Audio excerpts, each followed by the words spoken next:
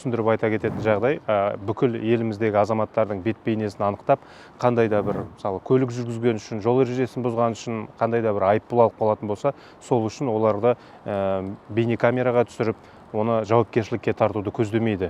Бұл дегеніміз, жаңағы мысалы алименттік төлемдер бойынша ұзақ жылдар бойы өзінің борышын төлемей, бала-шағасына қарамай, мекен-жайын айтпай, байланыс нөмірлерін бермей, жеке сот орындаушылардан қашып жүрген азаматтар болатын болса, тек соларға ғана бағытталған жоба, жалпы халыққа әдеттегідей өмір сүріп жатқан ел азаматтарына ешқандай әсер етпейді. Қоғамдық орындар деп айтуға болмайды, мемлекеттік мекемелерде, емханаларда, сондарда, әуежай бекеттерінде, вокзалдарда қызметті пайдаланатын болса, ортақ базадан, егер де оның борышкерлер реестрінде, тізілімінде тұрғаны анықталса, ол жерге жаңағы жеке сот орындаушысы, кезекші прокурор сияқты қажетті мамандар шақырылады.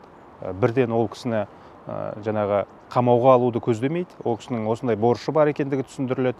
Одан кейін осы борыштарды өтеу бойынша міндеттемелерін орындау талап етіледі.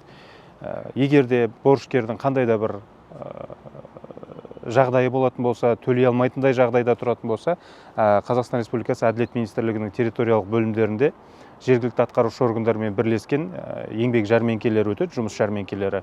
Әкімдік өкілдерімен Әділет департаментінің қызметкерлері ол кісінің мамандығына, егер дипломы бар болатын болса, дипломына сәйкес, егер жоқ болатын болса, қарапайым жұмыс болса да, барлық қандай мүмкіндіктер бар, соны ұсынады.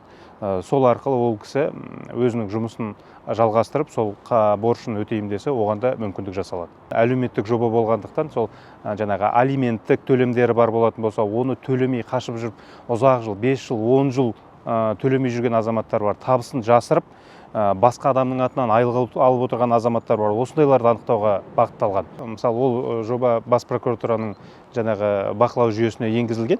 Сол жерден адамның идентификациясы орналасады, аты жөні. Егер де ол борышкерлер тізімін Әділет министрлігі бас прокуратураға берді, сол борышкерлер тізімінде бар болатын болса, бірден анықталып, ол жерге кезекші прокурор шығады. Содан кейін жеке сот орындаушысына хабар келіп түседі. Сол жерде ол кісіге түсіндіру жұмыстары жүргізіледі.